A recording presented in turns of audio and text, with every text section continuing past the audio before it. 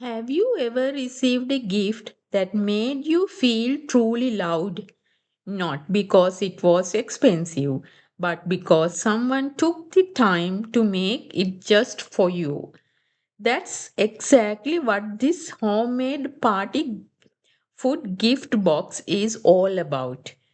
It's more than just food, it's a box filled with love, care, and kindness. Whether it's for a birthday, Mother's Day, Father's Day, or a friend who just welcomed a new baby, or someone going through a difficult time, this gift can bring comfort and make them feel special. Maybe you have a friend who has never celebrated their birthday, or someone who has to spend their special day alone. Imagine the smile on their face when you surprise them with a beautiful box of homemade treats.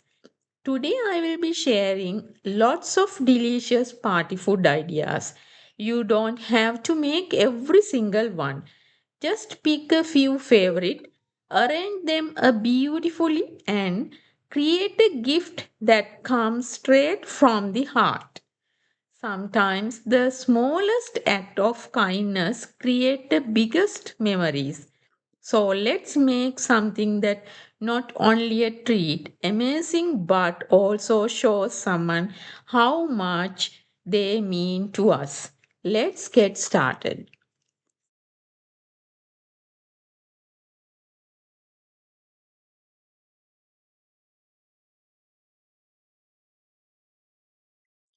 First thing first, we need to make the dough. Today I will be showing you how to make lots of different buns and savory treats using this one simple dough. That's what makes this recipe so convenient. Instead of making a different dough for every item, you only need to make one batch. You can create a whole variety of delicious food from it. When you see the finished gift box, it might look like it took huge amount of work. But honestly, once you have made this dough, you have already done most of the hard work. I actually prepared my dough before I started filming because it's quite cold today and the dough takes a long time to rise. But I'll show you the process so you know exactly how to make it. I have shared this bread dough recipe many times before. So if you watched my previous videos, you will already know how I make it. Today I will just go through it briefly to give you the idea. If you are already confident making the bread dough, you can simply follow along and move on to the fun part. In a large bowl, I added about 3 cups of plain flour, 2 teaspoons of powdered milk, and 2 teaspoons of salt. In a separate glass jug, I mixed 2 teaspoons of yeast with 2 teaspoons of sugar, then added some lukewarm water. I left it aside for a couple of minutes until the yeast became nice and frothy. Once the yeast was activated, I poured it into the flour mixture and started mixing. Then I gradually added more lukewarm water until everything come together into the soft, smooth, non-sticky dough. Then I transferred the dough onto the kitchen countertop and knead it for about 10 to 15 minutes until it becomes soft, smooth and elastic. Once the dough was ready, I placed it back into a lightly glazed bowl, covered it and let it to rise until it had double in size. Here's the dough I prepared earlier. As you can see, it has risen beautifully and double in size. Now I am going to divide the dough into different portions depending on the type and size of rolls I want to make. I will be making several different varieties, so each portion will be a slightly different size. Watch carefully as I divide and shape the dough because I will be using each piece to create a different kind of roll. Now shape each portion into a smooth ball and place them on a tray. Cover them with a clean tea towel and leave them to rise for second time for at least 20 minutes. While the dough is resting, I'll show you how to make the filling. I actually prepared these fillings the day before, which makes everything much easier. You can do the same. Make them ahead of time and store them in the fridge until you are ready to use them. Let's start with the prawn filling. First, add about a tablespoon of butter to a hot pan. The prawn have already been cleaned, washed, and seasoned with a little salt, black pepper, and squeeze of fresh lime juice. Once the butter has melted, add the prawns to the pan and cook them over medium high heat. Prawn cook very quickly, so they only need a couple of minutes. Be careful not to overcook them or they will become tough and rubbery. Once the prawns are cooked, remove them from the pan and set them aside. Leave the butter in the pan because that's where all the flavors is. To the same pan, add about a teaspoon of oil, followed by the ginger garlic paste. Saute for a few seconds until fragrant.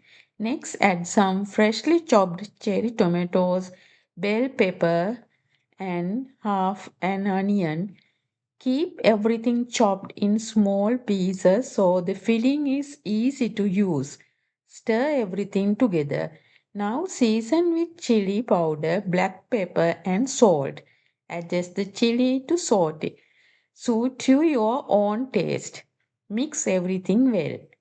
Add about 2 tablespoons of tomato sauce and continue cooking until everything is well combined. Taste the mixture and if the tomato are little too sour, you can add a small pinch of sugar to balance the flavor. Finally, return the cooked prawns to the pan, give everything a quick stir and then turn off the heat. Don't overcook the vegetable. I like to leave the onions, capsicum slightly crunchy because they add a lovely texture to the filling.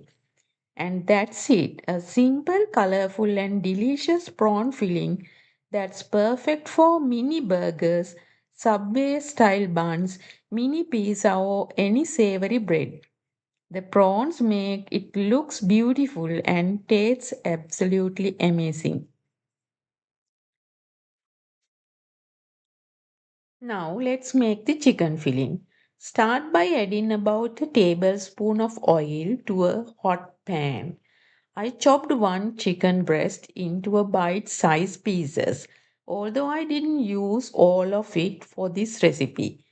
Add the chicken onto the pan and season it with a little salt. Don't add too much because we will be adding sauces later, which also contain salt. Cook the chicken until it's almost done, letting it brown slightly before adding the seasoning. This gives the chicken a much better flavor. Once the chicken is cooked through, add half a teaspoon each ginger and garlic paste. Then add the chopped vegetable, half a onion, some banana capsicum, a little red and yellow capsicum, and a handful of cherry tomato. Stir everything together. Next, season with about half a teaspoon of chili powder, half a teaspoon of chili flakes, and half a teaspoon of turmeric, and then mix well. For the sauces, I am using 1 teaspoon of oyster sauce, 1 teaspoon of regular soy sauce, and 1 teaspoon of dark sweet soy sauce. Pour that into the pan, then add about 2 tablespoons of tomato sauce and mix everything together until the chicken is well coated. Don't cook it until it's dry. Leave a little of the sauce because we will use that flavorful sauce inside the roll as well. There is no need to add any extra sauce later. Once everything is nicely combined, turn off the heat and just like that, our delicious chicken filling is ready. Next, I am going to make one of my favorite fillings, Sri Lankan Sini Sambal. It's a delicious sweet and spicy caramelized onion filling that's perfect for buns, savory rolls, and pastries. I have sliced 2 large onions into thin strips. I also have a small piece of tamarind about this size. Tamarind is one of the key ingredients in zini sambal, so don't skip it. It gives the filling its authentic flavor. To the onions, I am adding 1 teaspoon of chili powder, 1 teaspoon of chili flakes, and 1 teaspoon of salt, and about 2 teaspoon of sugar. I will add the sugar a little later while it's cooking. I have also added a small piece of cinnamon chopped into small pieces, 2 green chilies finely chopped, and some curry leaves sliced into small pieces. I have 5 to 6 cardamom pods that I have crushed with a mortar and pestle. Remove the outer shell and I use only the seeds. The combination of cardamom and cinnamon gives Sini Sambal its beautiful aroma, so I highly recommended using both. Finally, add about 2 to 3 teaspoons of oil and use your hands to mix all the onions and spices together until everything is evenly coated. Now it's time to cook. Heat the pan and add the onion mixture. Cook it over medium heat, stirring occasionally until the onions become soft, caramelized, and beautifully fragrant.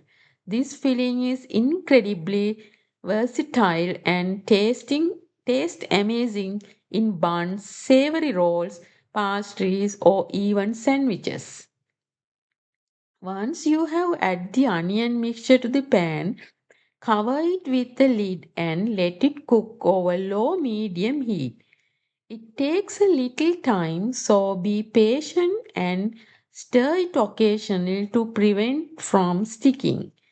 When the onions have softened and are partially cooked, add the sugar and the tamarind paste. Give everything a good mix, then cover the pan again and continue cooking. As the sugar melts and caramelizes, it combines with the onions and tamarind to create that rich, sweet, and tangy flavor that makes Sini Sambal so special. Keep cooking until the onions are completely soft and have turned a beautiful deep golden brown color. Once it finished, remove the cinnamon pieces and any whole cardamom pods as they are not meant to be eaten. And that's it. Your authentic Sri Lankan Sini Sambal is ready to use. It's the perfect filling for both for buns, savory rolls, sandwiches, or even a delicious side with your favorite meal. Now I'm going to make Sri Lankan style fish cutlets. It also used the same fish mixture to make delicious fish buns. So one filling gives you 2 different treats. I have shared this recipe many times before, so I won't go through all the details again in this video. If you haven't seen my Sri Lankan fish cutlet or fish bun recipe before, be sure to check out those videos. You will find the full recipe and step by step instruction there. For now, let's move on and start putting everything together.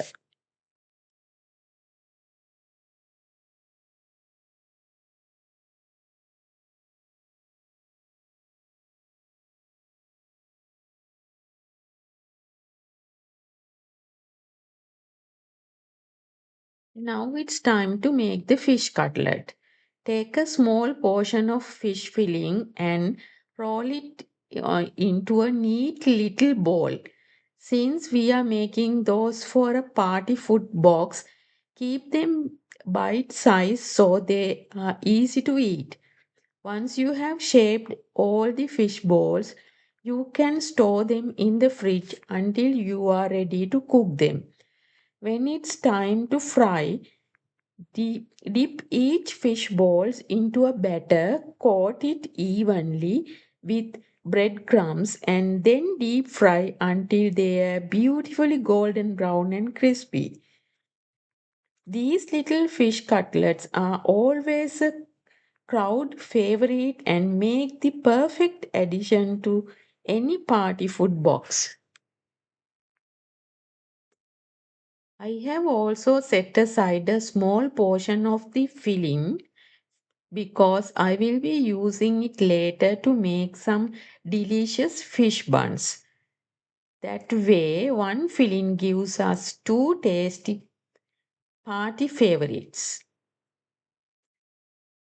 Now I am preparing the crispy fried chicken for my mini burgers. I have shared my crispy chicken recipe many times on my channel, so I won't go into too much detail today. I simply slice the chicken breast into small thin pieces, just the right size for the mini burgers. I season the chicken with salt, black pepper, chili powder, and little oyster sauce and soy sauce. Then massage a seasoning into the chicken really well. Next, coated each pieces of chicken in plain flour. Make sure every piece was evenly coated. For the coating, I beat one egg, add the leftover flour, and mix a little water to make thin batter. Then add some flavors, salt, and pepper. Dip each floured chicken pieces into the batter before coating it generously with breadcrumbs. Once the chicken pieces were crumbed, I placed them in a container and keep it in the fridge until I was ready for to fry them. This is a great step to prepare in advance, especially if you are making party food, so as it saves a lot of time later. Now it's time to shape the buns. I will show you few different ways to do it. First, I am making the fried onion buns. I am using this small bun mold, but you don't need one to make these. I just showing it in case you have one or would like to get one. It is very affordable. I bought mine online.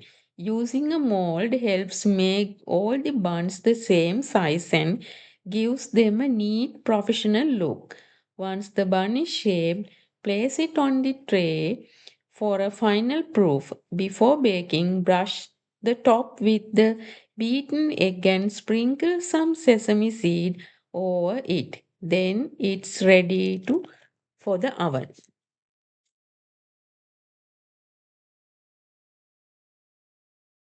Now I'm making fish buns. I already have detailed fish bun recipe on my channel. So you can check that out if you like the full method. For this batch, I will show you how I shape them. I am also leaving a few buns without any filling. I will simply roll them into plain bread rolls so we can fill them later with sausage, prawn, or chicken or any filling you like. It's a great way to make a variety of bun from the same dough. These are actually mini fish buns, perfect for parties or gatherings. They are bite sized, easy to eat, and make great addition to any party platter. Even though they are smaller, they are packed with the same delicious fish filling and taste just as amazing. For these mini fish buns, I am using the same tuna filling that I prepared earlier and shared with you. It's already cooked, well seasoned, and ready to use, making the filling process quick and easy. Just add a small amount to each bun, seal it well, and they are ready for the final proof. With this batch of dough, I have made great variety of buns, mini burgers, subway style rolls, plain bread rolls to fill later with sausage or other fillings, mini fish bun, mini sausage bun, and few more party favorites.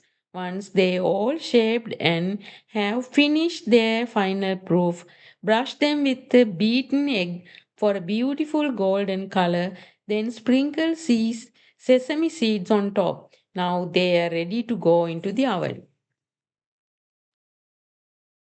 Now I'm going to make the kimbula bunnies, the traditional Sri Lankan crocodile shaped bun. I already have a detailed kimbula bunnies recipe on my channel where I explain every step, including how to shape and roll them properly. So here I just show you the shaping process. If you like the full recipe and detailed instruction, be sure to check out that video on my channel. Just a quick note about Kimbula bunnies. It's a traditional Sri Lankan sweet bun. Before baking, I brush the top with a little water and coat it with sugar, which gives its signature sweet, crunchy crust. The inside stays soft and fluffy, making a perfect to enjoy with a cup of tea or coffee. Now I am rolling out the dough to make some mini pizzas. I am using a plastic dough cutter to cut out small circles. But you can also use a cookie cutter or even a rim of small glass. Once the circles are cut, prick each one with the fork. This helps prevent the dough from puffing up too much while baking. Bake the pizza base at 180 Celsius for about 5 minutes without any topping. At this stage, you can let them cool and freeze them for a later if you like. They are perfect they are perfect to keep on hand for quick homemade mini pizza.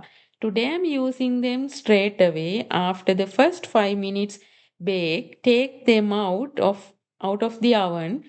Add your favorite toppings.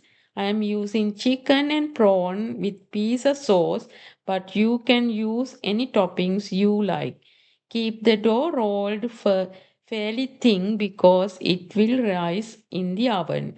Once topped, return the mini pizza back to the oven and bake until the cheese is melted and golden.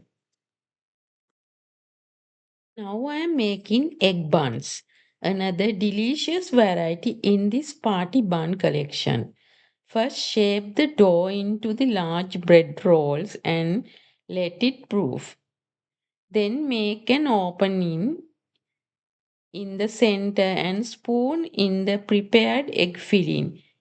It's simple but tasty bun that's always a favorite, especially for breakfast, tea time, or party platters. Now all my buns and pizzas are beautifully baked and just have just come out of the oven. While they are still warm, I brushed them with a little butter to give them a lovely, soft, shiny finish. Then I cover them with a clean tea towel and let them rest for about 20 minutes. This keeps the buns soft and allows them to cool slightly before we fill, serve, or enjoy them. I couldn't include every step in detail in this one video because there are so many different party foods. However, I already have separate videos on my channel that explain many of these recipes in full. For example, I have detailed video showing how to make creamy chicken rolls. In this box, I have used that same creamy chicken filling to make spring rolls. So the filling in the same even though the wrapping is a little different. I also made a fish cutlet and party sandwiches. I have a complete sandwich tutorial on my channel if you like to see all the fillings and techniques. I also prepared a variety of puff pastries using my prawn and chicken tuna creamy chicken fillings. For this recipe, I used ready-made puff pastry sheets and spring roll wraps from supermarket to save time and make the preparation easier. In future video, I will show you how to make homemade puff pastry from scratch and share more details puff pastry recipes. This video is all about giving you a plenty of party food ideas while the individual recipes are available all or will be available in separate videos on my channel. For these puff pastries, I have used the fillings I prepared earlier in the video. There are a variety of flavors including prawn, chicken, creamy chicken and Sri Lankan sini sambal. Using different fillings gives you a beautiful selection of puff pastries. So there is something for everyone to enjoy. They are perfect for party platters, high tea, or any special occasions.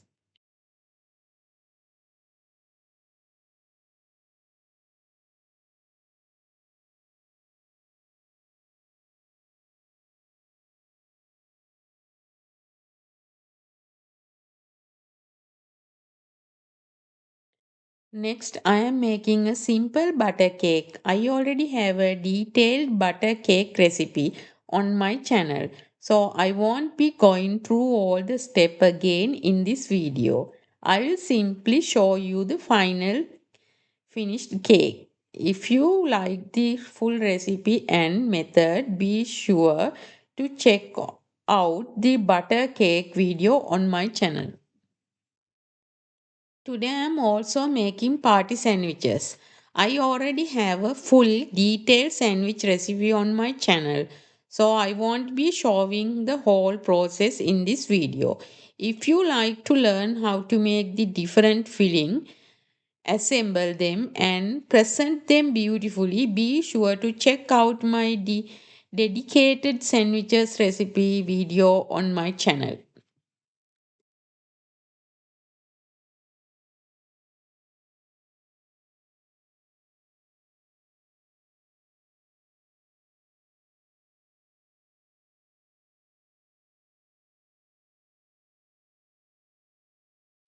Now all of my party foods are ready and it's time to pack them into a gift box.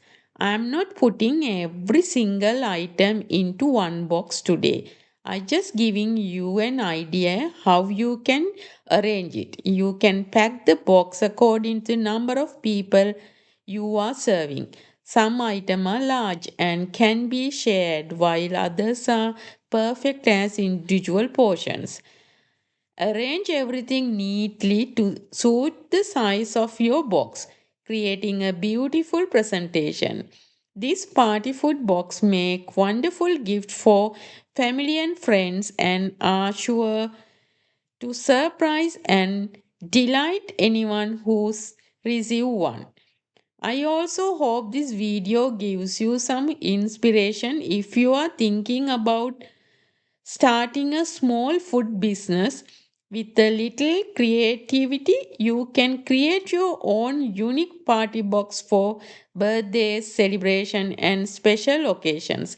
I hope you have enjoyed this video and found plenty of ideas to try. If you did, please don't forget to like, subscribe, and share this video with your family and friends. Thank you so much for watching, and I will see you in my next recipe. Happy cooking!